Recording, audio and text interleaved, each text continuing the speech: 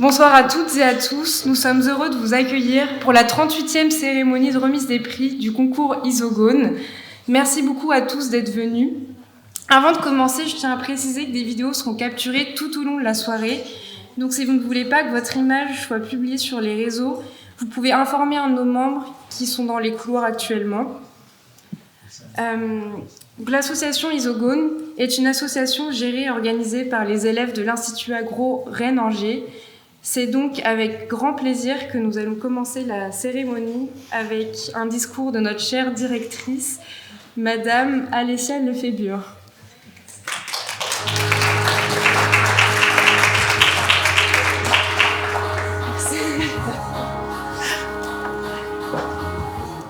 Alors, je vais vous décevoir, j'ai pas du tout prévu un discours, parce que je pense qu'aujourd'hui, il y a beaucoup de vrais discours que vous allez entendre et qui vont rentrer beaucoup plus dans le fond. Mais j'ai cette merveilleuse chance d'être la directrice de l'école qui vous accueille, et donc j'ai toujours cette primauté, là, j'ouvre. Et je profite de ces quelques minutes qui me sont accordées pour partager juste quelques émotions. La première, c'est toute la fierté de voir tous les ans maintenant ce concours avoir lieu. Et je rappelle à nos quelques partenaires, amis, invités, dont certains sont des fidèles qui viennent tous les ans, mais peut-être certains sont nouveaux, que le concours Isogone est un concours qui existe depuis 1986. Vous l'entendrez, je pense, dans beaucoup des discours, qu'on en est à la 38e édition, et que c'est un concours qui est organisé tous les ans par un groupe d'étudiants et étudiantes différents.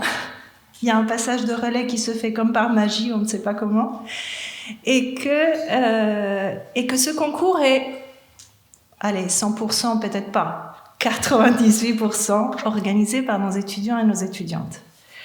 Et donc nous, alors je m'adresse à mes collègues ici, on est là pour les émanciper, les aider à s'émanciper, à prendre leur liberté, à s'affirmer, à gérer cette expérience un peu comme il ou elle le souhaite. Mais au fond, on est là juste pour créer les conditions pour. J'espère qu'ils ne vont pas me contredire. Mais on n'a absolument pas la main sur ce concours, ni sur les prix qui, au fil des années, ont été créés, l'orientation qui a été donnée, la discussion avec les partenaires, la négociation avec les partenaires, la conduite du projet, les méthodes d'évaluation, les méthodes de décision, et ainsi de suite. Ils vous en parleront beaucoup plus que moi, je pense, plus tard. Mais je voudrais juste le dire que moi, au nom de toute la communauté, on est très, très fiers. Ce n'est pas la seule initiative étudiante de cette école, permettez-moi de le dire, qui se déroule dans cet esprit. Mais c'est au fond peut-être ce qu'on essaye de faire en tant qu'éducateur du supérieur. C'est la seule chose qu'on peut faire, c'est essayer de vous créer les conditions et de vous voir vous envoler, décoller d'une façon si belle, si percutante et si pertinente. Alors la deuxième chose que je voudrais dire, peut-être en m'adressant à toute la communauté aussi des professionnels ici, c'est que c'est fabuleux de voir en 2025, dans un contexte si morose, si déprimé, si anxiogène, si anxieux, des prix sur l'innovation. Des prix sur l'innovation qui donc veulent dire qu'il y a bien des jeunes qui considèrent que c'est possible d'innover, qui s'y intéressent, qui s'intéressent à ce qui se passe dans les industries, voilà, et qu'il y a bien des industries qui innovent et qui essayent de faire des choses qui ont du sens aussi d'un point de vue sociétal.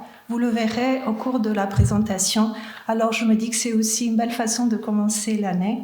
Et enfin, dernier mot, vous le verrez, c'est une initiative qui se conduit toute l'année. Nos étudiants et nos étudiantes peut-être qui parleront un peu de la méthode, mais qui se fait dans une grande simplicité et frugalité.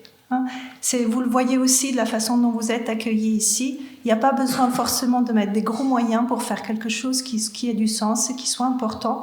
Et les professionnels y prêtent de l'attention. Je pense que ce n'est pas juste un jeu pédagogique, c'est important. Voilà, ça sera mon court message d'introduction. Et puis, je suis très impatiente de connaître les gagnants. Merci beaucoup.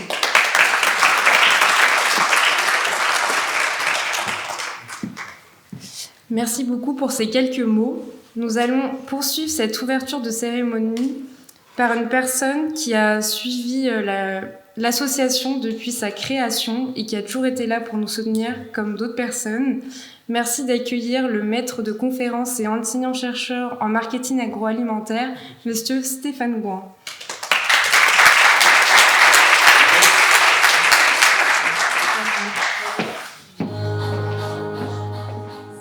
Mesdames et messieurs, chères étudiantes, chers étudiants, cette 38e édition Isogone montre une fois encore toute la dynamique de notre association étudiante au service de l'innovation des PME agroalimentaires du Grand Ouest. Malgré, comme l'a très bien dit notre directrice, ce contexte morose, nos étudiants ont su relever une fois encore le défi et ont montré leur professionnalisme au travers de ces différents prix. Isogone est par son histoire un prix unique en France et ça mérite d'être dit et redit parce qu'il est d'unique création et de développement étudiant de l'Institut Agro Rennes-Angers. C'est par cette originalité qu'Isogone tire sa richesse, son attrait et son originalité. À ce titre, je voudrais leur témoigner tout le respect et la fierté que leur volonté, leur détermination et leur professionnalisme montrent chaque année. Je dirais également la grande fierté pour avoir connu Isogone dans sa création, dans les fin des années 80, et de voir ce qu'est devenu Isogone aujourd'hui. Vraiment chapeau bas parce qu'il y a eu un énorme travail très professionnel et du reste, les prix qui vont être décernés ce soir le démontrent une nouvelle fois. Un long chemin a été parcouru depuis sa création, effectivement en 1986, non sans difficultés et doutes. Mais aujourd'hui, ce concours de l'innovation agroalimentaire breton et plus particulièrement maintenant du Grand Ouest est marqué sous les signes de la qualité, de l'ambition et du partenariat. Cette 38e édition marque une fois de plus la volonté de nos entreprises agroalimentaires d'innover, de répondre aux attentes des marchés, voire d'anticiper la demande, et ce n'est pas peu dire. Le Grand Ouest peut se targuer cette année encore d'avoir eu l'esprit créatif et inventif malgré ces périodes turbulentes. Les innovations qui ont été en lice ce soir témoignent de cette pugnacité. L'innovation est aujourd'hui indispensable dans nos entreprises alimentaires. Son savoir-faire dans de multiples domaines n'est plus à faire, mais sa politique de recherche et développement et de commercialisation de ses produits est un combat au quotidien qu'il convient d'encourager et d'accompagner, mais aussi de saluer. La richesse agroalimentaire de notre grande région, la typicité de nos produits et leur diversité méritent une manifestation dédiée à l'innovation. Isogone est l'ambassadeur désigné, porteur des valeurs de notre grand établissement. Je voudrais également remercier tous les partenaires qui accompagnent chaque année l'association Isogone dans sa quête de l'innovation agroalimentaire. La confiance que témoignent ces partenaires vis-à-vis de notre association étudiante montre la qualité et le sérieux de ces prix de l'innovation agroalimentaire. Enfin, nous souhaitons tout particulièrement remercier la région Bretagne pour son soutien financier et sa confiance sans cesse renouvelée. Au nom de l'Institut Agro Rennes-Angers, mais aussi en mon nom personnel, je voudrais féliciter une dernière fois l'équipe étudiante Isogone pour leur rigueur, leur enthousiasme et leur dynamisme. Merci.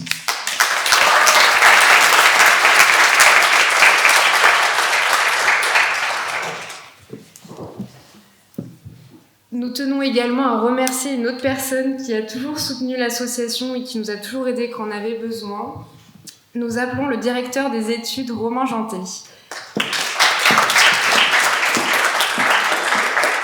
Il y a un changement dans l'ordre de passage pour que la diapo de Romain arrive plus tard, malheureusement, mais bon, c'est pas grave. On la passera plus rapidement et puis il n'y a pas de bonne cérémonie sans imprévu. Hein. Donc voilà, merci beaucoup Anaïs et puis je suis très heureux de dire 3 mots.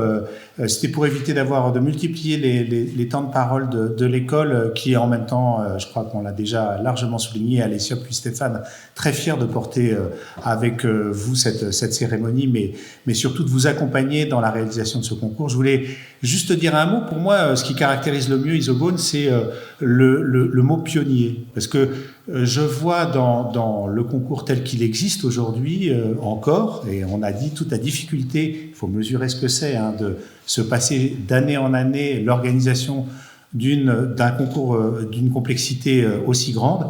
Je vois beaucoup d'éléments pionniers dans les curseurs qu'ils définissent. D'abord, un concours qui a été créé par des étudiants du cursus agronome et qui aujourd'hui est majoritairement porté sans exclusive par des étudiants du cursus agroalimentaire.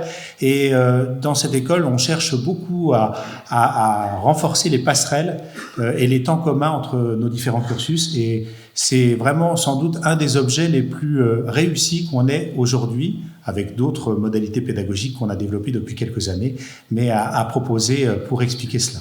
Deuxième point, c'est que bien avant tout le monde, vous êtes intéressé à la maille régionale. Donc, à une époque où on n'en parlait pas beaucoup, je passais juste le bac. Donc, voilà, comme je vois la couleur de mes cheveux, je me dis qu'il y a du temps qu'à passer. Vous êtes intéressé à l'innovation.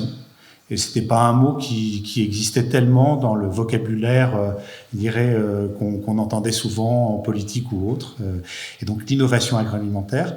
Et vous avez su développer finalement un concours qui est arrivé bien avant un autre très célèbre dans le domaine de l'innovation qu'on a eu le plaisir de porter pendant 2 ans, qui s'appelle Ecotrophelia, et qui est cette fois-ci une occasion donnée aux étudiants d'innover par eux-mêmes dans le temps d'un projet. Mais vous organisez quelque chose qui permet aux entreprises, aux acteurs finalement des filières, de mettre en valeur leurs avancées et leurs innovations. Donc ça, c'est vraiment quelque chose de notable et qu'il faut souligner. Et puis le dernier point, c'est en pionnier qui me semble essentiel, c'est que ce qu'on cherche, et toutes les réformes de la formation depuis une dizaine d'années poussent dans ce sens, ce qu'on cherche, c'est à rendre les étudiants acteurs de leur formation. Là, on est typiquement sur un objet pédagogique qui est hybride, qui est porté par vous-même, mais qui se réalise dans un cadre institutionnel avec un soutien quand vous en avez besoin, mais vous savez très bien vous organiser aussi par vous-même, et qui vous permet de développer tout un ensemble de compétences qu'on retrouve par ailleurs dans le registre de compétences de votre futur diplôme d'ingénieur, et que ce soit dans la façon de gérer finalement des partenaires, que ce soit également dans la façon de professionnaliser votre action, de comprendre et de porter l'innovation, de savoir aussi faire évoluer cette organisation. Et là, je crois que vous avez vraiment atteint un niveau de professionnalisme qui est remarquable, en étant vous-même finalement au cœur de ce projet et qui compte beaucoup, à mon avis, dans les compétences que vous développez au cours de votre passage dans cette école. Donc pour tout ça, moi j'ai envie de vous féliciter et de mettre finalement les projecteurs plus sur vous que sur moi, mais pour le redire, on aura l'occasion de le voir. Et comme mes collègues, je suis très impatient de connaître la suite finalement des personnes qui sont primées, et donc de suivre cette cérémonie. Merci beaucoup.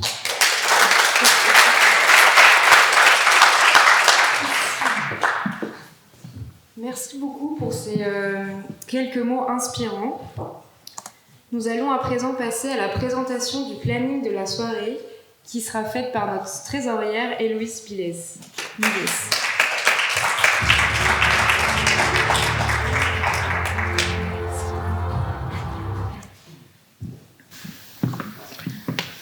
Bonsoir à tous. Donc comme vous le savez, la cérémonie va se dérouler en plusieurs étapes. Donc tout d'abord, nous allons commencer par une présentation de l'association, puis nous allons continuer par un mot-clé, par les mots-clés de nos partenaires financiers. Nous continuerons avec une conférence de M. Gilles Fumé, puis nous aurons la fameuse annonce des résultats du concours Isogone édition 38. Et nous aurons ensuite à la fin un buffet pour tous échanger autour de cette cérémonie, de l'association et tout ça. Donc tout d'abord, pour une petite présentation de l'association, quelques mots-clés pour décrire l'association qui est faite par une vingtaine d'étudiants de l'Institut Agro de Rennes pour promouvoir l'innovation agroalimentaire en région Bretagne et Pays de la Loire. Donc nous avons le I pour innovation, autant gustative que de praticité avec nos prix saveurs et usage et consommation. Nous aurons ensuite le F de sensoriel avec les analyses que nous réalisons au mois de septembre avec plus de 200 juges cette année. Nous avons ensuite le O d'organisation pour saluer l'organisation des étudiants de l'association qui gère du coup la vie associative, la vie étudiante et aussi la vie personnelle. Nous avons ensuite le G de générosité de l'ensemble de nos partenaires de l'association, sans qui l'association ne serait pas la même. Donc encore une fois, un grand merci. Ensuite, nous avons le O d'originalité avec cette année une ouverture du concours à la région Pays de la Loire. Nous avons ensuite le N de naissance pour toutes les naissances de produits bretons innovants qui sont récompensés par le prix coup de cœur de la région Bretagne. Et nous avons ensuite le E d'écologie avec notre prix responsable qui montre que toutes les entreprises se développent de plus en plus dans ce domaine qui est très important. Je vous propose maintenant un petit saut dans le temps afin de découvrir l'histoire de l'association. Le concours Isogone a été créé en 1986. À cette époque, il récompensait 3 produits innovants de l'agroalimentaire à travers les prix Isogone d'or, d'argent et de bronze. En 2001, ces prix ont évolué et sont devenus 4 prix pour 4 catégories d'innovation: produits, emballage, art culinaire industrialisé et jury. Ensuite, en 2014, ces 4 prix ont à nouveau évolué avec le monde de l'industrie agroalimentaire. Ils sont devenus les prix saveur, usager conso, préparation culinaire et ingrédients et coup de cœur du jury. En 2021, le prix responsable a été créé en partenariat avec Autozen Conseil et a remplacé le traditionnel prix coup de cœur du jury. En 2022, le prix coup de cœur de la région Bretagne en partenariat avec la région a été créé, remplaçant le prix PASSI, préparation culinaire et ingrédients. Et en 2023, la première édition de la soirée Reine de la Nuit a été organisée afin de promouvoir l'innovation agroalimentaire au grand public. Mais avant de vous présenter les nouveautés de l'édition 38, on va vous faire un petit retour des étapes importantes de l'édition. Et pour cela, j'appelle notre secrétaire Lucie Baum.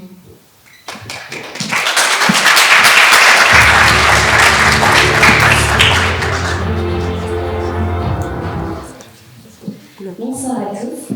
Donc maintenant, on va passer à un retour en images sur l'édition 38. Donc en fait, qui va nous permettre de retracer le déroulement classique d'un concours, d'une édition du concours Isogone. Donc ici, on commence par une petite photo des membres de l'association, donc qui est composée du bureau, du pôle concours, du pôle réseau, du pôle communication et du pôle événementiel.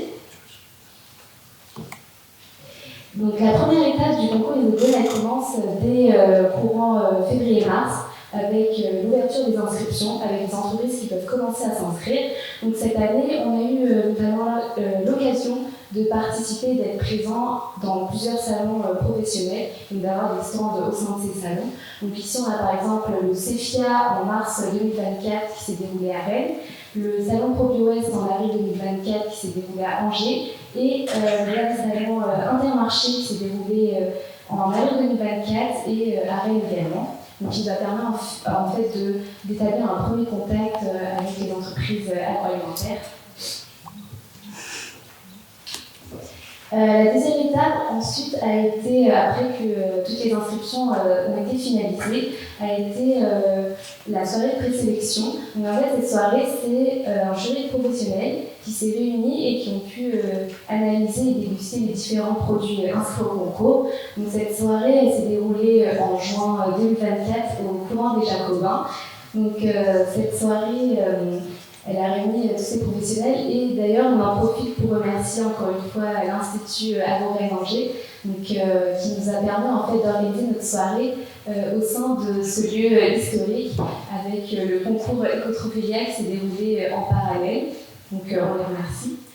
Donc à l'issue de cette soirée de présélection, c'est 5 produits dans chaque catégorie, donc dans la catégorie saveur et usage et conso qui ont été présélectionnés. Donc ça fait 10 produits, ce qui nous donne 10 produits présélectionnés sur les 21 qui étaient inscrits au concours. La troisième étape, c'est suite en fait à l'avis des professionnels, c'est ensuite l'avis des consommateurs qui est entré en jeu. Donc pour cela, on a organisé sur 2 semaines des analyses sensorielles, donc qui sont déroulées quasiment tous les jours, midi et soir, donc avec des séances de dégustation. Courant fin septembre et mi-octobre, début octobre 2024. Et c'est un panel de plus de 200 consommateurs pour chaque prix, donc pour le prix saveur et usage et conso, qui ont pu venir déguster et analyser les produits présélectionnés. Et donc, après les analyses sensorielles, c'est l'analyse statistique des résultats qui ont été obtenus suite à ces analyses. et la rédaction des rapports d'études consommateurs pour chacun des participants. Donc ces rapports seront d'ailleurs envoyés dès demain. Et on arrive maintenant finalement à la soirée des remises des prix, donc soirée que vous attendez tous, et au cours de laquelle nous aurons le plaisir de vous annoncer les lauréats de cette 38e édition. Je vais maintenant vous parler des nouveaux projets de cette édition. Pour commencer, cette année, on a décidé d'ouvrir le concours au Pays de la Loire. Avant, uniquement les entreprises basées en Bretagne ou bien dans le département de Loire-Atlantique pouvaient participer, mais on souhaitait créer un lien avec le deuxième campus de l'Institut Agro et également valoriser davantage l'innovation du Grand Ouest. Et nous avons comme souhait pour l'année 2025 d'améliorer notre communication dans cette nouvelle région en participant par exemple à des salons professionnels. La deuxième nouveauté de cette année a été l'ouverture du prix responsable à tous les produits inscrits. Avant, uniquement les produits présélectionnés en saveur et usage et consommation pouvaient participer au prix responsable. Et nous souhaitons vraiment mettre en avant toutes les pratiques RSE des entreprises, puisque c'est vraiment important. Pour la suite, je vais appeler notre responsable de Rennes de la Nuit pour nous parler de son projet, Arthur Berger.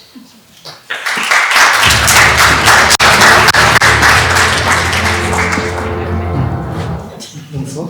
Comme vous le savez tous, Isogone a pour but d'organiser les concours et c'est pour cela que nous sommes là ce soir. Mais aussi, nous avons à cœur de partager la passion de l'alimentation qui nous porte tous dans l'association. C'est pour cela que lors de l'édition 37, l'ancien bureau a décidé d'organiser une soirée Reine de la Nuit en collaboration avec Rennes Métropole. Qu'est-ce que c'est une soirée Reine de la Nuit ? C'est tout simplement un événement qui a pour but d'être organisé par une association de jeunes rennais et qui est ouverte au public, et le but c'est de rassembler la population rennaise. Ainsi, en 2024, la nuit des saveurs fut présentée par Isogone sur le thème du goût. Ce fut un grand succès, il y a eu plus de 200 visiteurs. Donc, on est reparti sur ce constat. On s'est dit, nous n'allons pas faire la même chose, nous allons proposer une nouvelle soirée sur le thème de l'innovation.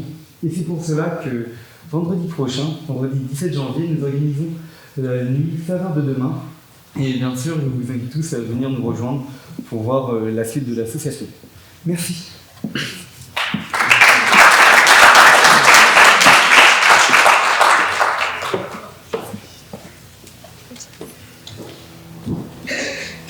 Du coup, maintenant, je vais appeler nos partenaires financiers à venir sur scène pour un petit mot. Donc, je vais tout d'abord appeler Monsieur Olivier David de la région Bretagne et nous rejoindre sur scène, s'il vous plaît.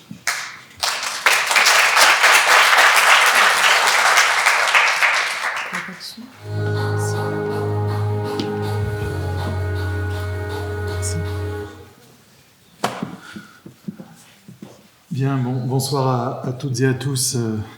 Merci beaucoup de m'avoir invité et d'avoir invité la région à travers moi.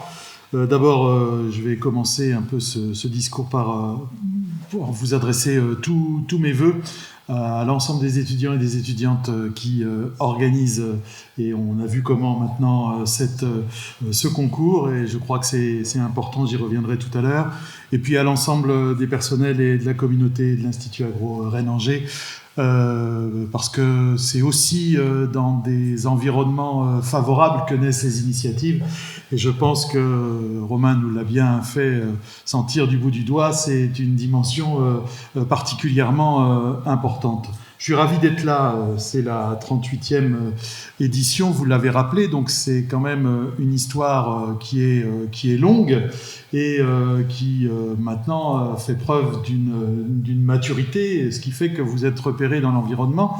On a vu vos fresques, j'ai pu mesurer ce soir que j'avais à peu près le même âge que Romain, donc puisque moi aussi en 85 ou en 86, lui, mais moi en 85, J'avais aussi cette phase où je rentrais dans l'enseignement supérieur, je sortais du bac, donc ça ne nous rajeunit pas, c'est pas forcément une couleur de cheveux pour moi, mais plutôt de tonsure à l'arrière. Mais bon, voilà, chacun ses problèmes, hein. L'essentiel, c'est qu'on soit tous là ce soir pour être à vos côtés. Et je voudrais pas, parce que c'est vrai que je crois que je suis venu à chaque édition depuis que je suis élu au conseil régional, à la délégation qui est la mienne. Donc, faut faire attention à ne pas générer trop d'usure de l'auditoire. Je voudrais quand même rappeler un certain nombre d'éléments qui fait que la région est fière d'être partenaire de ce concours. Parce que ce sont des éléments extrêmement importants et qui rejoignent finalement le sens de ce concours et de l'organisation portée par les étudiants. D'abord, la première raison, elle est directement liée aux compétences d'une collectivité comme la région, où l'innovation est au cœur de ses compétences. La région doit définir, et c'est inscrit dans les textes, une stratégie régionale d'innovation et de recherche. Et à ce titre-là, effectivement, nous accompagnons beaucoup d'initiatives qui relèvent de toutes les formes d'innovation qui peuvent être produites sur notre territoire. Et de ce point de vue-là, la région ne manque pas d'idées, en tout cas les acteurs de la région. Et c'est forcément un plaisir que d'essayer d'accompagner tous ceux qui peuvent promouvoir les idées qui permettront de faire évoluer notre société. Deuxième élément, au titre de cette compétence, elle était obligée, la région, d'écrire une stratégie. Et cette stratégie, elle a cette particularité dans la région qu'est la Bretagne, première région agricole de France, mais aussi première région maritime de France, et ça résonne très bien avec les spécialités et domaines de compétences de l'Institut Agro, et sans doute des domaines sur lesquels vous travaillez, vous, régulièrement. Eh bien, elle a deux domaines d'innovation stratégique particuliers. Un, la promotion de tout ce qui a trait à l'économie alimentaire pour permettre le bien manger pour tous. Et là, forcément, ce soir, on est directement en phase et en écho avec cette réalité. Et puis, également, le soutien à une économie maritime pour une croissance bleue, ayant conscience, effectivement, qu'à travers toutes les richesses que nous procurent la mer et les océans, il y a pour la région Bretagne là un levier de développement et d'innovation important. D'ailleurs, on verra sans doute comment résonne parmi les lauréats qui seront retenus ce soir cette double dimension à la fois maritime et agricole. Et effectivement, avec cette stratégie, vous voyez bien que pour nous, il y a la réponse au développement économique de notre région sur les secteurs qui font sa spécificité. Et effectivement, même si notre modèle agricole, même si les questions relatives à la pêche sont aujourd'hui au cœur des enjeux des transitions et méritent bien évidemment d'être visitées, d'être repensées, il est important de ne pas marginaliser l'innovation sur ces secteurs-là pour accompagner au mieux les évolutions dont ont besoin nos sociétés. Il y a des enjeux sanitaires. Bien manger, c'est aussi bien vivre, c'est aussi le bien-être de notre population et de nos populations régionales. Il y a des enjeux sociaux et sociétaux, Alessia en a parlé tout à l'heure. Bien manger pour tous, c'est aussi une dimension importante que de veiller à ce qu'il y a les possibilités d'accéder à une nourriture saine pour tous les segments de population de notre société. Et puis enfin, il y a les enjeux relatifs aux transitions. Et là, sans doute, un besoin impérieux d'innovation, car on sait bien que nous devons modifier à la fois les produits que nous trouverons dans nos assiettes, mais également les comportements alimentaires. Et c'est aussi par l'innovation qu'on arrivera à répondre à ces objectifs. Et la troisième raison, mais qui me tient profondément à cœur, et vous l'avez un peu évoqué, Alessia aussi, c'est le volet vie étudiante de ma délégation. Moi, ce qui m'importe également, et c'est ce que disait Romain tout à l'heure, c'est que les étudiants et les étudiantes soient acteurs à part entière du processus de formation. Et pour cela, eh bien, effectivement, il faut encourager les initiatives. Je crois que votre association, avec ses 38 ans de maturité, a montré que des initiatives, c'est pas du coup par coup, ça peut être aussi des choses structurantes et qui durent dans le temps. C'est aussi votre engagement. On parlait tout à l'heure de la transmission d'une année sur l'autre, finalement, des équipes pour faire perdurer ce concours. Je pense que cet engagement, il est aussi pour vous quelque chose qui a du sens et qui participe à cette posture active dans le cadre de votre formation, parce que ce projet finalement que vous portez depuis plusieurs décennies maintenant, il est aussi promoteur du développement de compétences transversales dont vous aurez autant besoin, j'en suis intimement persuadé, que les connaissances scientifiques, les savoirs, même s'ils sont importants bien sûr dans les formations qui sont les vôtres, mais les compétences transversales, être capable de porter des projets, être capable de les organiser, être capable de les faire perdurer, de prendre des contacts avec vos partenaires, c'est tout aussi important. Voilà, donc ravi d'être là ce soir, et vous comprenez pourquoi pour nous c'est très symbolique d'être à vos côtés, y compris par la participation financière, mais vous aurez compris qu'à travers mon discours, le sens est tout aussi important que les espèces sonnantes et trébuchantes. Et encore une fois, je veux remercier et repointer le cadre idéal offert par l'Institut Agro Rennes-Angers. C'est un environnement stimulant, j'en suis persuadé. Vous avez des équipes mobilisées à vos côtés, et vous l'avez très bien dit vous-même, sans oublier un potentiel de recherche majeur qui fait que c'est toujours un plaisir que de venir vous voir.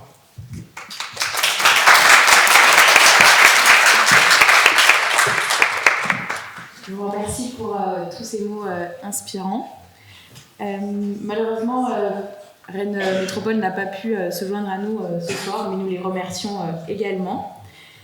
Donc j'aimerais remercier l'ensemble de nos partenaires financiers sans qui l'association ne serait pas la même, et qui nous permet d'évoluer chaque année et d'avoir de nouveaux projets. Et donc merci pour tout. Donc la fameuse diapo qui a été déplacée. Nous allons maintenant passer à la conférence du professeur en géographie culturelle, spécialiste en géographie de l'alimentation. J'invite M. Gilles Fumet à me rejoindre sur scène.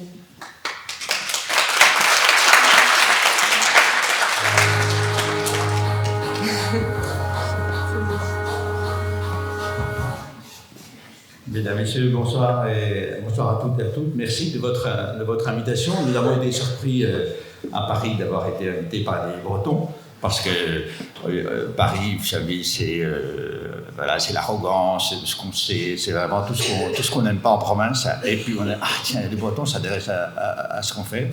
Donc nous sommes très contents pour ça. Voilà, donc je vais tout de suite entrer dans le vif du sujet, et pour nous aider à dialoguer avec ce que je vais vous dire, je veux simplement rappeler dans quelques minutes quelques éléments d'anthropologie de l'alimentation, parce que souvent, quand on parle de manger, très souvent on n'est pas d'accord sur ce que les mots veulent dire, parce qu'on parle toujours de plaisir, des choses comme ça, mais il y a des choses beaucoup plus profondes. Alors, pour nous géographes, manger, c'est incorporer, c'est mettre dans son corps. Les étudiants se marquent toujours que nous insistions sur le fait que lorsqu'on met quelque chose dans son corps, on doit évidemment le désirer, l'accepter, voilà, et on peut le refuser. Je pense que c'est des choses assez connues dans d'autres domaines. Et donc manger, c'est incorporer. Et nous rappelons toujours cette phrase que nous tous trouvons géniale d'Hippocrate. Nous sommes ce que nous mangeons. Si nous mangeons une barre de lion, c'est pour être un lion. Qu'est-ce que tu as ce matin? Tu as bouffé du lion. Dis donc à quelqu'un qui est arrogant. Même chose pour la vache qui rit. Alors vous allez me dire non, parce que quand même la vache qui rit. Cela dit, en République démocratique du Congo, au fin fond de la campagne, quand j'interroge une vieille dame qui a 92 ans, et 92 ans dans le pays qui a le dernier IDH du monde, c'est évidemment l'équivalent de 120 ans ici. Quel est ton secret? Mon secret, me dit-elle, c'est de manger tous les jours une vache qui rit et de sourire à la vie. Voilà, c'est ce que j'appelle de la pensée magique, on va en parler dans un instant. Alors, qu'est-ce que c'est que manger? Manger, c'est prendre des aliments qui sont travaillés par les cuisines. J'ai mis en avant en haut la grand-mère, parce que la cuisine de la grand-mère, elle est beaucoup plus douce que la cuisine des parents. La cuisine des parents, c'est celle de la police. Mange ceci, fais cela. La grand-mère, c'est l'amour, c'est tout ce qu'on veut. C'est la grand-mère qu'on mange avec ce qu'elle nous donne. Et puis c'est aussi ce que vous faites vous, plus ou moins, en tout cas dans vos institutions, la création, la nouveauté. Voilà. Donc alors, comment ça se passe? Ça se passe, ce transfert en quelque sorte de valeur à l'alimentation passe par ce qu'on appelle la pensée magique.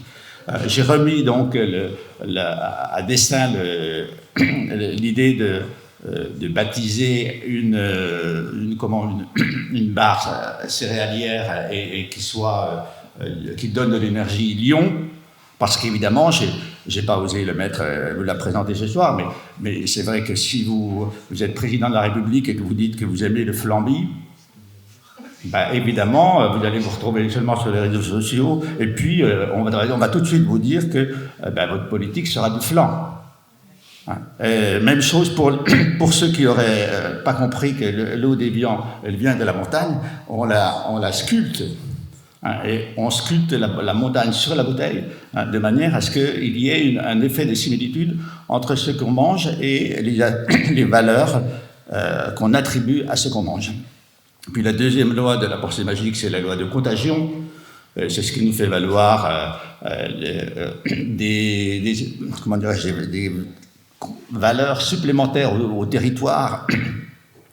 Voilà, et je me rappelle toujours d'un monsieur au salon de l'agriculture qui me disait: alors, paysan breton, ça vous parle? J'ai dit oui, ça me parle beaucoup, mais moi qui suis franc-comtois, vous savez, j'aime mieux paysan franc-comtois que paysan breton.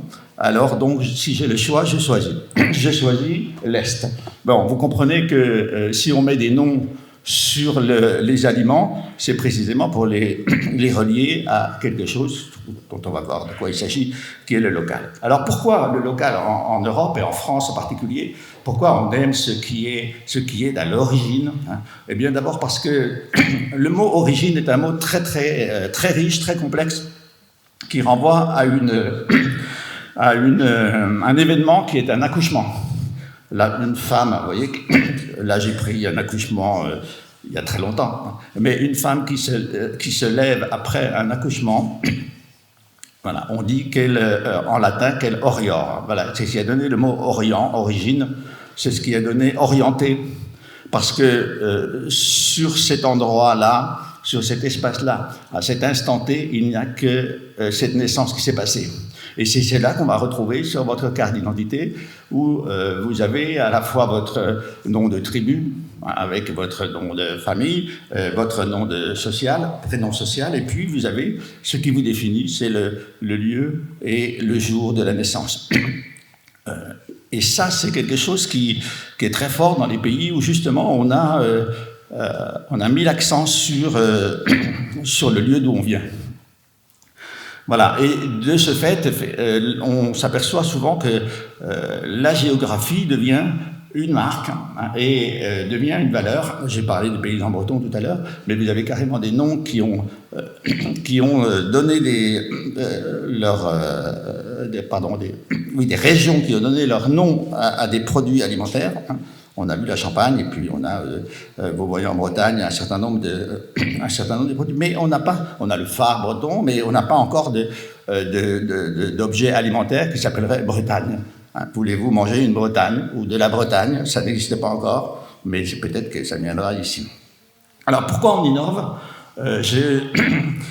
J'ai longtemps considéré avec mes étudiants que l'innovation c'était quelque chose de prétentieux. Qu'au fond, voilà, l'innovation, c'est quelque chose qui vient spontanément. Et en fait, non. J'ai après, évidemment, beaucoup travaillé avec eux. On a mûri. Et effectivement, c'est quelque chose qui se travaille et pour lequel je vais essayer de vous donner un panorama mondial de la manière avec laquelle on mange et on peut innover. Alors, en fait, notre histoire est partie du déménagement d'une partie de la Sorbonne à Abu Dhabi, où on nous avait demandé, sur la petite photo que vous avez en haut à gauche, d'imaginer ce que pouvait être une salle à manger de 2000 étudiants venant du monde entier et comment ça se passerait. Eh bien, on s'est aperçu qu'en laissant la possibilité à chaque groupe d'étudiants de choisir les meubles avec lesquels ils voulaient prendre leur repas, eh bien, on avait au fond 4 modèles qui permettaient de montrer que les Africains aimaient manger assis par terre, ce qui correspond quand même à 37% de l'humanité qui mange encore assis par terre. une petite dizaine de pourcents qui aiment beaucoup manger sur les canapés. Des gens qui sont à table, on est à peu près à 52%, et puis le reste qui aiment manger debout. Et vous allez voir que ça contribue à créer un rapport aux aliments qui est complètement différent. On a fait même des pièces de théâtre pour imaginer ce que, quand on a les jambes croisées comme ça pendant une demi-heure, 3/4 d'heure, qu'est-ce que c'est que manger? C'est quelque chose qui est très difficile, qui est très pénible, hein, et qui est forcément collectif. Hein. Ceux d'entre vous qui font du pique-nique le dimanche, par terre, sur les pelouses, rapidement voient une partie des convives se lever. Alors, à Abu Dhabi, eh bien, les gens mangent sur des tapis, les Indiens mangent sur de la moquette. Les Maghrébins, eux, mangent sur des canapés. On se disait, pourquoi les Algériens et les Marocains aiment-ils manger? Eh bien, parce que sur la carte de la mise en place du mobilier dans l'histoire, on s'est aperçu que, au fond, le canapé, c'est le lit des Romains. Et si d'ailleurs vous-même, tout seul ou toute seule, vous êtes sur votre canapé, il est probable aussi qu'à un certain moment, vous allongiez, au fond, comme ces Romains le faisaient à leur époque. Alors nous avons maintenant le troisième étape, donc on monte un peu plus haut, c'est ce sont les gens à table, mais là on voit bien qu'il y a quelque chose qui est de l'ordre de la complexité de la cérémonie, avec le placement des personnes, avec des bougies qui sont là, alors même qu'il y a la lumière naturelle, enfin bref. Et puis toute une histoire pour laquelle, au fond, j'essaie de faire découvrir à mes étudiants que ce qui compte là-dedans, c'est le meuble. Et le meuble, qu'est-ce que c'est? C'est la table. Et la table, qu'est-ce que c'est? Eh bien, je les emmenais à Notre-Dame avant l'incendie, en leur demandant de trouver le meuble sur lequel on mange. La dernière fois que nous y sommes allés, en mars 2019, j'ai eu « Monsieur, il n'y a pas de meuble ici, mais il y a une caisse. » Ah, une caisse. Il y a une japonaise qui dit « Ah, mais si, il y a eu... hier, j'étais au Louvre, aux Égyptiens, et j'ai remarqué qu'en fait, cette caisse, ça ressemble à un sarcophage. » Vous n'êtes pas loin, parce qu'effectivement, la table rectangulaire sur laquelle on mange, c'est au fond la tombe. C'est quelque chose qui figure à la tombe de quelqu'un qui est en dessous, et qui est le fondateur ou le créateur de l'église ou de la cathédrale. Et ce lien, vous voyez, entre la tombe et la table, c'est quelque chose qui se retrouve aussi dans l'histoire. Quand vous allez, par exemple, dans certains pays où on peut faire des repas d'obsèques autour d'un cercueil qui est ouvert, ou quand on a chez les Égyptiens des sarcophages qui sont aussi des vrais garde-manger, qui ont permis de comprendre. Nous avons ici évidemment ce lien entre l'autel et la table, avec dans certaines églises le corps même de la personne qui nous oriente vers cette idée que la table elle est rectangulaire et elle a en gros la forme du corps, la forme du lit. Et c'est la raison pour laquelle, quand on est autour d'une table rectangulaire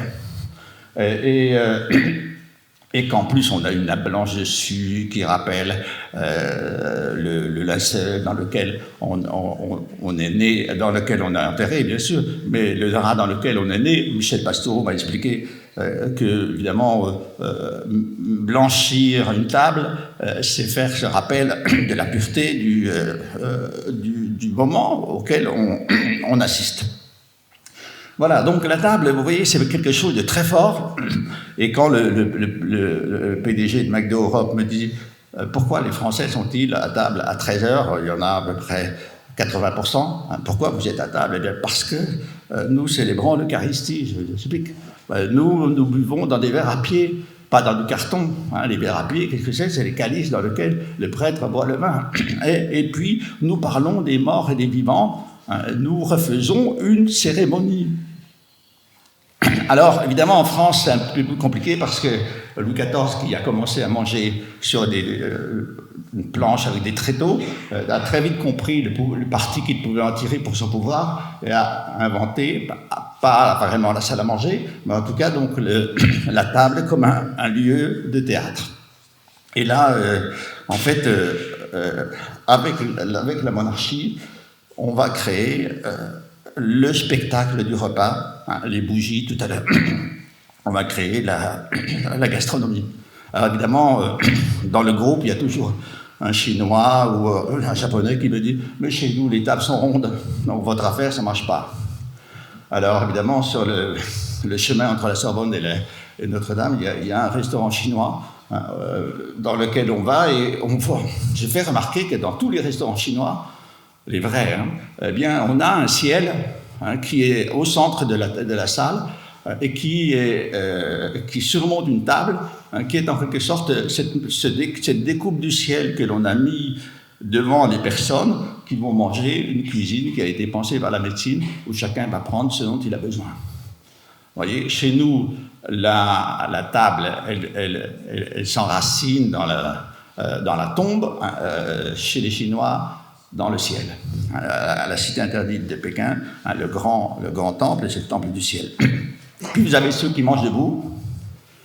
Alors ceux qui mangent debout, vous voyez, les pauvres, ils n'ont pas d'assiette. Et ils mangent avec les doigts, en marchant parfois. Et ils ont une alimentation qui est formatée pour manger comme ça. J'ai une fois fait un congrès de paysans avec la complicité de la cuisine en demandant que le petit salé de lentilles soit servi à des gens qui mangent debout. Il n'y avait pas de quoi s'asseoir. C'était la catastrophe. Parce que petit salé aux lentilles, ben, il faut une assiette, il faut une table, il faut etc. Là, vous voyez, on n'a pas besoin de ça. Alors, comment est cette nourriture, comment elle arrive là? Elle arrive là par le fait que, sur le plan, je dirais, physique, dans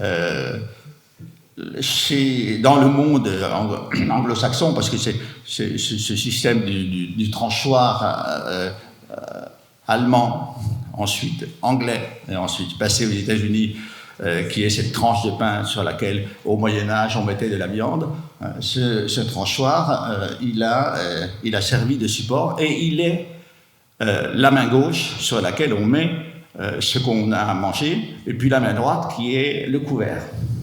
Vous voyez, et vous remarquerez bien que chez vos amis qui sont anglo-saxons, très souvent, quand ils sont à table, ils mangent avec une seule main. Ils ont la main gauche sur la cuisse et la main droite qui pioche dans le tas de nourriture. Hein. Et parce qu'au fond, la main gauche, quand elle est devant une assiette, ça fait double emploi, donc on la met sur la cuisse. Alors évidemment, la nourriture dans ce cas-là, elle est complètement pensée différemment, comme une marchandise. Vous voyez, la nourriture marchandise, ça a commencé par les bars dont on protégeait les consommateurs par justement un meuble et derrière lequel on affichait avec les étiquettes de bouteilles de whisky la teneur de ce qu'on mangeait, hein, qui a été repris par le bar des fast-food, hein, où vous avez le menu rétroéclairé derrière une banque qui est, à cette époque-là, maintenant ça a un peu changé, mais qui est équipée par des tiroirs-caisses. Vous comprenez donc que, en fait, la nourriture que l'on mange, hein, elle dépend évidemment de la manière avec laquelle on la mange, hein, et c'est la raison pour laquelle on peut, grâce à nos modes de vie, savoir que nous pouvons participer dans la même journée aux quatre types de prises alimentaires.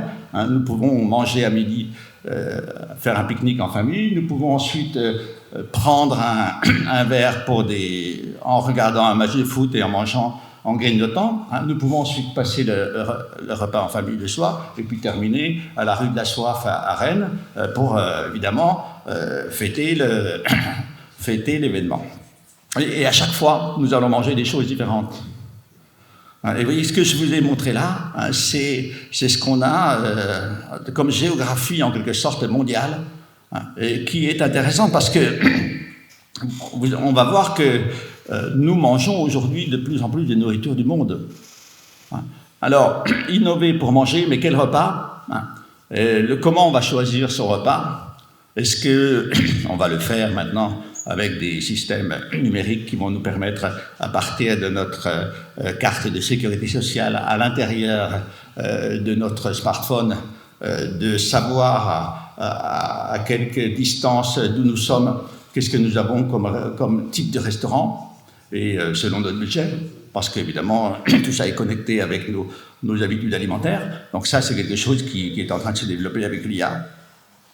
Ou alors reprendre des choses qui sont, vous voyez, je pense au bento japonais, des choses qui sont réparties de manière un peu originale et qui peuvent être un petit peu plus travaillées.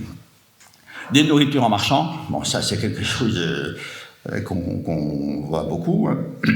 Mais vous voyez la supériorité du sandwich français, enfin de la baguette française, par rapport au sandwich de M. Trump tout à l'heure, parce que là, on peut téléphoner et manger. Alors que quand on est devant un McDo, on est obligé de prendre ses deux mains et de faire attention de ne pas s'en mettre sur les chaussures. Ouais. On peut donc manger en travaillant. Regardez comment nos trains, nos bureaux sont devenus des restaurants. Là, je vous montre, c'est une photo qui m'a été volée par je ne sais quel photographe. C'est pour ça que c'est la photo de la place du Panthéon à Paris. Dès qu'il fait beau, même si quand il fait froid, la place à midi devient un restaurant universitaire. Des gens, vous avez 600, 800 personnes, 900 étudiants parfois, qui mangent toutes les cuisines du monde, avec du carton, du plastique, tout ce qu'on veut, du verre, et qui ont en fait préempté la place pour manger quelque chose qui leur ressemble, parce qu'ils ne veulent plus de cette bouffe des restaurants universitaires. Voilà. Le restaurant, je dirais qu'il va bientôt disparaître. Moi, j'avais prévu 50% de disparition des restaurants il y a 10 ans. Le Covid m'a aidé un peu à accélérer les choses. Maintenant, bon, vous avez les livraisons. Voilà. Et puis, vous avez beaucoup de gens qui préfèrent déplacer le restaurant chez eux plutôt que d'aller dans des endroits bruyants où on est mal accueilli et où on ne nous sert pas ce qu'on veut. Alors, vous, innovateurs, pour les nourritures de demain, qu'est-ce que vous allez nous faire? Ce que je vois, moi, c'est des nourritures de plus en plus nomades. Ça, c'est quelque chose on regarde, par exemple, dans une journée d'un Européen, d'un Américain, d'un type. Il y a une grande partie du repas, je ne parle pas des personnes âgées ou des enfants, mais une grande partie du repas qui se passe à l'extérieur. Ça veut dire donc des choses qui peuvent se prendre avec les mains, qui peuvent se prendre avec des baguettes, qui peuvent se prendre avec des pâtes, comme par exemple on le fait dans la cuisine orientale, où l'on est assis sur le canapé et pour attraper quelque chose à manger, eh bien le côté très pratique de la feuille de vigne farcie ou de loukoum va permettre évidemment d'avoir quelque chose qui a été pensé pour être mangé comme ça. Des nourritures festives, donc les traditions, vous savez ça en Bretagne, c'est très très très clair. Donc pour certains moments, pour certaines manifestations, vous avez des choses qu'on refait, qu'on recrée. Des concours. Le concours, c'est intéressant parce que ça permet de faire sortir du lot des gens qui ont des idées un peu plus mûres que d'autres. Ça pousse à travailler. Et puis les traditions, c'est quelque chose aussi qui permet d'un réservoir dans lequel on peut reprendre absolument tout ce qu'on veut. Ça, c'est des concours. Vous voyez, par exemple, j'ai assisté un jour au championnat de France du chou farci. Voilà, c'est magnifique. Vous avez des jeunes de 25 ans qui se mettent à faire des choux farcis. et qui en font quelque chose de merveilleux par rapport à ce qu'on mangeait en aubaine il y a 50 ans. Des nourritures qui sont puisées dans les cuisines étrangères. Vous allez me dire, oui, mais là, le pâté en croûte, c'est chez nous. Oui, mais c'est chez vous avec un peu de Hongrie dedans, avec un peu d'Égypte dedans, parce que le foie gras, c'est quelque chose qui vient de la cuisine juive qui ne consommait pas de porc et qui réclamait une graisse d'oie, avec cet animal qui, lorsqu'elle est gavée, permet d'avoir un foie dont on ne sait pas quoi faire et qu'on va protéger dans un pâté. Enfin, vous voyez, tous ces éléments-là, c'est des choses qui sont de l'innovation au XVIIIe siècle, le pâté en croûte, vous voyez, et qui aujourd'hui peuvent être retravaillés d'une certaine manière. Vous avez évidemment le rôle des produits frais, les chaînes du froid qui permettent d'avoir des produits qui sont moins cuits, et puis surtout arrangés avec une esthétique orientale, comme on en a ici, qui rappelle donc l'Asie du Sud-Est. Je vous mettais pour terminer, ce genre de proposition où en France on a un vivier considérable qui permet, grâce à ces pains, ces vins et ces fromages, qui sont des produits fermentés qui se conservent facilement, qui sont facilement disponibles. C'est d'ailleurs pour ça qu'on mange souvent du pain ou des galettes ou de la charcuterie ou du fromage, c'est parce qu'au fond tout est là très facilement. Et comment ça peut être réutilisé par les traiteurs, vous le voyez ici sur ce genre de table. J'ai vu par exemple récemment donc, un concours dans l'Alliance des charcutiers, traiteurs, boulangers. Vous voyez, quelqu'un qui est charcutier et qui invente carrément même un mot, un casse-croûtier. Ça marchera pas, on ne sait pas. Mais vous voyez que le mot, c'est quelque chose qui peut aider évidemment à comprendre en quelque sorte comment on peut transformer les choses. Vous voyez, et puis pour ceux qui n'oseraient pas entrer chez le casse-croûtier, on l'a rassuré en mettant le bon genre. Voilà. Mais c'est aussi, vous voyez, ces tableaux qui datent du 19e siècle, pourtant, dans lequel évidemment le peintre a mis, pour le distinguer du banquet du Moyen-Âge, a mis une jeune femme nue, et on voit bien qu'il y a toute cette ambivalence à la fois du monde bourgeois qui a déjà des codes extrêmement classiques, qui va pique-niquer, voyez, et puis qui laisse penser que ce qui est bon à manger, c'est encore plus la chair. C'est évidemment ce qu'on voit quand on fait, nous, par exemple, avec mes étudiants, des caméras cachées le jour de la Saint-Valentin, pour voir comment les gens se parlent quand ils mangent. Alors, goûte ceci, prends cela, vous voyez. Et les amoureux s'échangent de la nourriture, vous voyez. Tu es bonne à manger, tu es belle à croquer.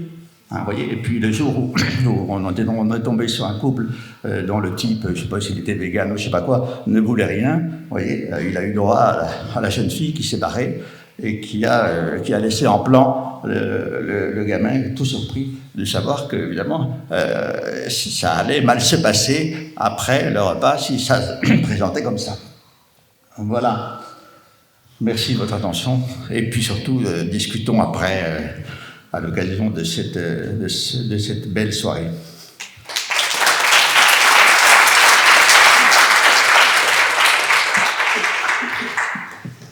Merci Monsieur Gilles Fumier pour cette conférence. Nous avons pu en apprendre davantage sur l'innovation. Nous allons à présent passer à la cérémonie de remise des prix à proprement parler avec l'annonce des lauréats. Débutons sans plus tarder par le prix usage et consommation qui, pour rappel, récompense une innovation en matière d'usage telle que la praticité, l'emballage ou un nouveau mode de consommation. Les 5 produits présélectionnés pour le prix usage et consommation sont Les moules de bouchon décortiqués surgelés paysans de la mer de Lucella. Le super kéfir revitalisant de Biogroup.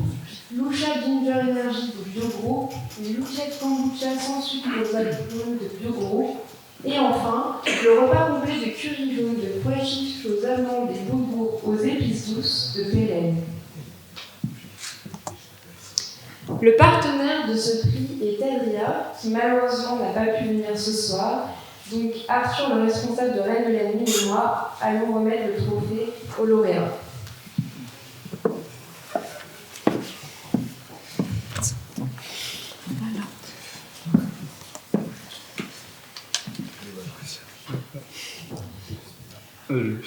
Le gagnant du prix Usage et Consommation 2024 est...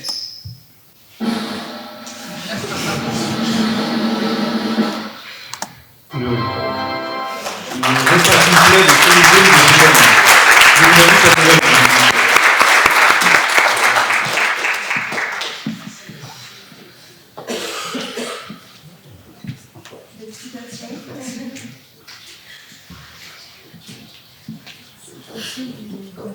Ouais, avec plaisir.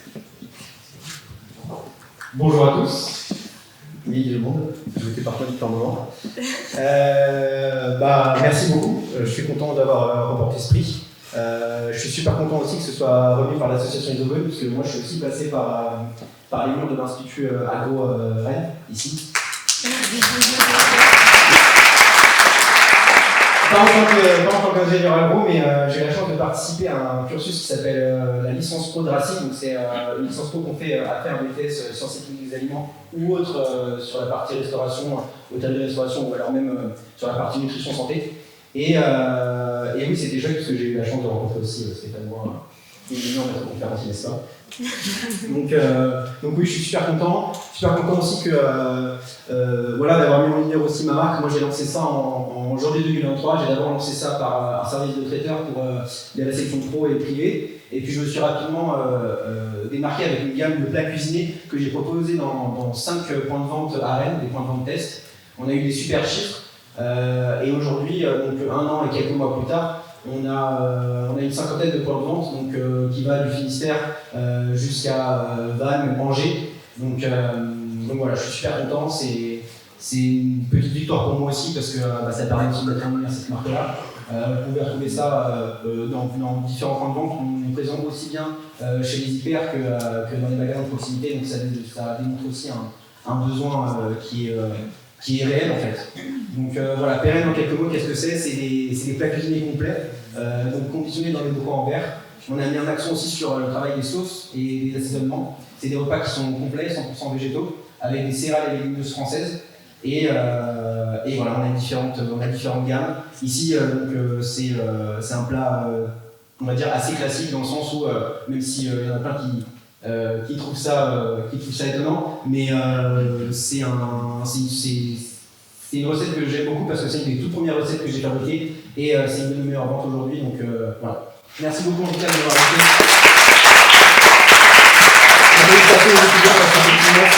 C'est super. Moi, c'est la première fois que j'assiste à la remise et à la cérémonie. J'en avais longtemps entendu parler. J'avais même assisté à une dégustation en comment on appelle ça, non, on a vu Un test. Ouais, voilà, c'est ça, en analyse sensorielle. Voilà. Donc, félicitations pour le travail.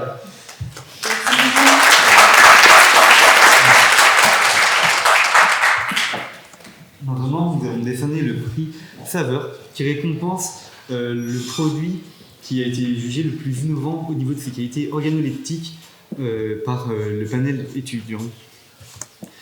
Ainsi, dans ce prix, nous avons eu 5 produits. Tout d'abord, le lait, la boisson d'avoine houblon et au miel d'acacia de chez Corée, le Ucha Kombucha ananas de chez Biogroup, le houmous bio aux algues de Bretagne de la Belle-Illoise et les pickles wakame citron de chez Algo Lesco. Et pour finir, les boulettes, les mini boulettes taille 100% végétale de chez la société de l'IEV. Ce prix est le prix Saveur est décerné par notre partenaire ABA et j'invite ainsi Jean-Bernard Guillaume nous rejoint. Ah, ouais, pardon. J'ai vu la photo.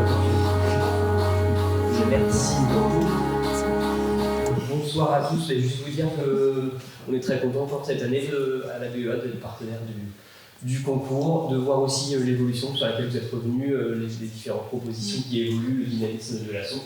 On a participé, on a mis des saveurs l'année dernière en janvier. Vous étiez présents aussi dans l'équipe précédente sur Foot Talent qu'on organisait en mars dans le cadre du CFIA. C'était aussi une belle collaboration aussi. On espère vous voir un peu plus cette année. Je ne vais pas dire plus de mots. J'ai le roulement de tambour. Oui. Oui. Alors, le prix Saveur Isogone de cette 38e édition est remis cette année au mini boulette taille 100% végétal.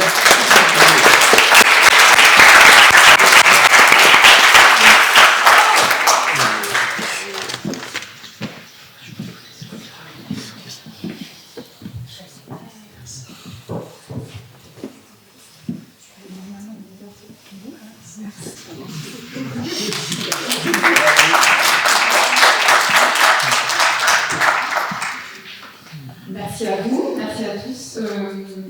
Charlotte, en charge de l'innovation à l'atelier V. Un prix saveur pour l'atelier V, c'est tout sauf symbolique, puisque notre ADN, c'est de vouloir réconcilier le bon sens, de remettre plus de végétal et plus de légumineuses bio et françaises, en réconciliant ce bon sens avec le régal d'essence. Donc en fait, on souhaite valoriser le vrai bon goût du végétal, avec sans béquilles, que des ingrédients simples. Mais avec des saveurs qui nous emmènent ailleurs. Le végétal est aussi une large possibilité d'ouvrir d'autres horizons, d'autres territoires culinaires. Donc cette recette qui est valorisée fait partie d'une gamme qui fait le tour du monde des boulettes. En fait, dans chaque boulette, elle nous emmène dans une destination. Chaque destination est une nouvelle émotion. Et celle-ci nous emmène sur les marchés flottants de Bangkok. Elle a été construite comme un pad thai, c'est-à-dire on y retrouve de la cacahuète, de la citronnelle et de la patate douce, une pointe d'épices, mais le tout sur support de lentilles jaunes et de pois chiches. Donc voilà, l'atelier V, c'est pour... sincèrement, je ne pensais pas recevoir ce prix saveur parce que je m'étais dit je suis face à une multitude de produits sucrés et les palais sont tellement bien éduqués pour préférer le sucré. Donc merci.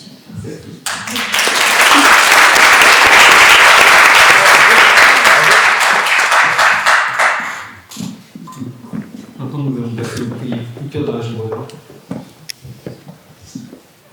Donc, le prix coup de cœur de la région Bretagne a été décerné suite à une analyse d'experts de la région Bretagne qui sont venus déguster les produits au sein de l'Institut au mois d'octobre. Et donc, ils cherchaient vraiment à récompenser un produit innovant breton. Et donc, c'est pour ça que le produit est récompensé par la région Bretagne. Ont concouru dans cette catégorie l'ensemble des produits bretons ayant participé au concours, ce qui représente 20 produits. Le prix est donc décerné par la région Bretagne, c'est pourquoi je m'invite M. Vidalide à me revenir sur scène.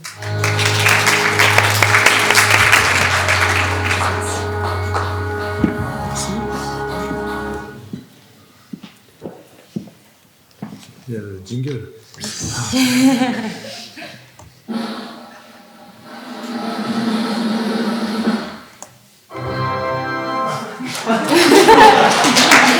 Voilà, vous le savez avant que je vous l'ai dit. Donc le prix est décerné à Rigolesco pour les pickles wakame citron.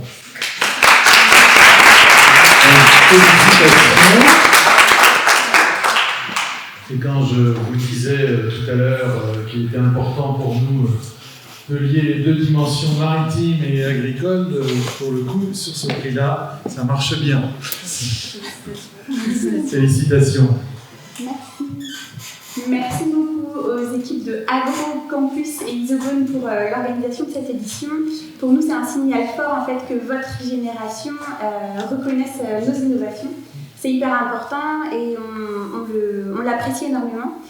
Donc demain, on va s'empresser de ramener ce prix à nos équipes dans le Finistère Sud. Ça tombe super bien parce que là, on est en pleine préparation du rush de la récolte. Donc, pour l'anecdote, on s'apprête à récolter 200 tonnes d'algues fraîches en pleine mer.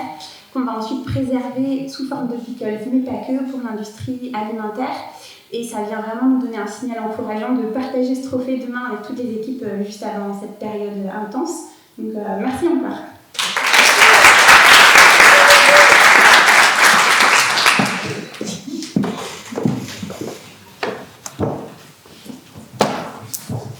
On va maintenant passer au dernier prix de la soirée, qui est le prix responsable.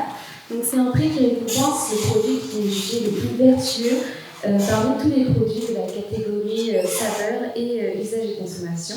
Donc pour déterminer le lauréat, en fait, on envoie un formulaire à compléter à toutes les entreprises dont les réponses sont analysées par le parrain de ce prix, donc qui est ODM Conseil. Et l'entreprise gagnante est en fait l'entreprise qui a obtenu la meilleure note à ce formulaire. Donc là, c'est un petit rappel de tous les produits qui étaient dans cette catégorie. Donc on ne va pas les citer un par un, mais c'est tous les produits. Et donc maintenant, on va inviter le représentant de ODM Conseil à nous rejoindre sur scène.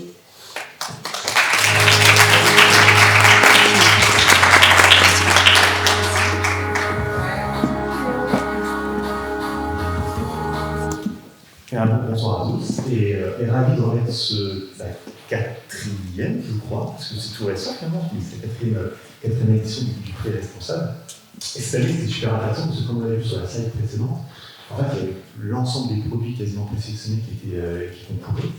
Et du coup, avec une variété de produits en fait super intéressant, parce qu'on avait à la fois des tartinades, des produits apéro, on avait des poissons, on avait des pâtisseries, bref, c'était très large. Ça a rendu en fait l'analyse des produits super intéressant.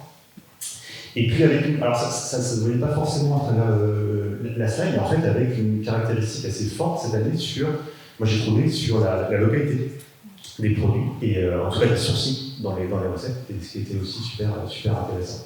Mais sans plus tarder, le lauréat du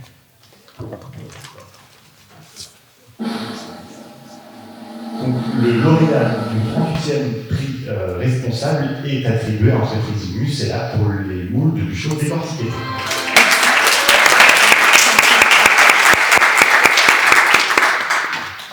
De par sa recherche sur la valorisation des coproduits, sur la valorisation aussi d'un certain nombre de déchets de production, et sur la localité également, la félicitation.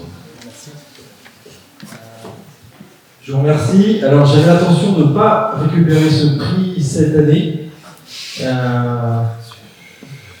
J'en ai un petit peu marre de recevoir des prix, pour être tout à fait honnête.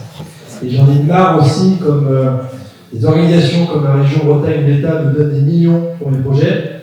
Ils sont incapables de m'acheter 1 kilo de moule aujourd'hui. Voilà. Ils continuent à importer de la moule du Chili. Et ça, il y a un vrai problème. Voilà. En fait, je n'ai pas le temps. On ne peut pas parler de responsabilité si on continue à faire par la verse. Voilà, je vous remercie.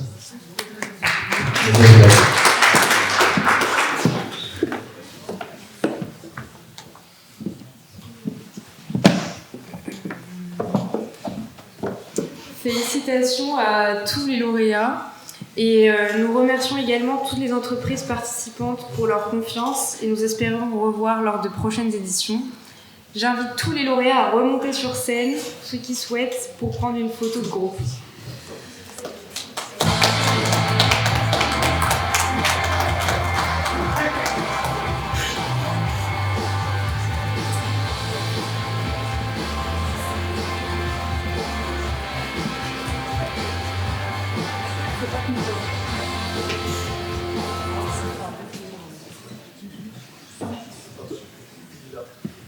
Antoine, si tu veux, tu peux aller devant. On regarde où, Antoine.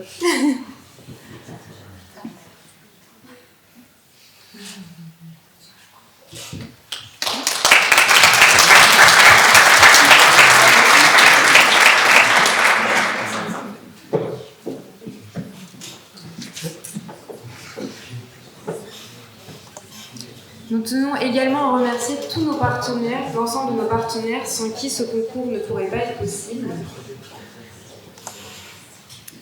Vous pouvez retrouver les images et les vidéos marquantes de cette édition ainsi que de la soirée sur nos différents réseaux sociaux, à savoir LinkedIn, Instagram, Facebook et YouTube, et également sur notre site internet.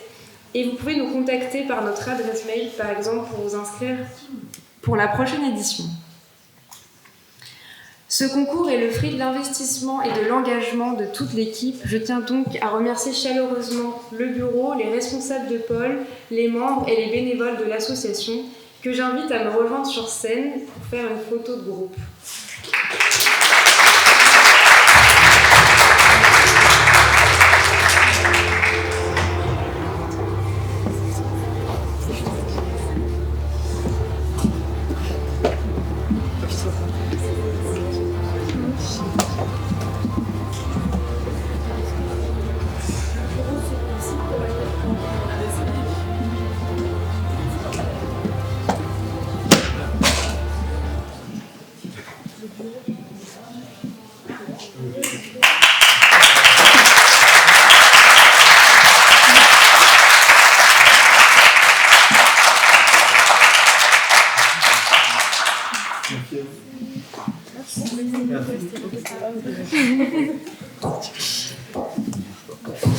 La cérémonie touche à sa fin. Je vous invite maintenant à ce qu'on se retrouve autour du buffet qui se situe à la sortie de l'amphithéâtre. Merci beaucoup à tous d'être venus ce soir. J'espère que vous avez passé une bonne soirée.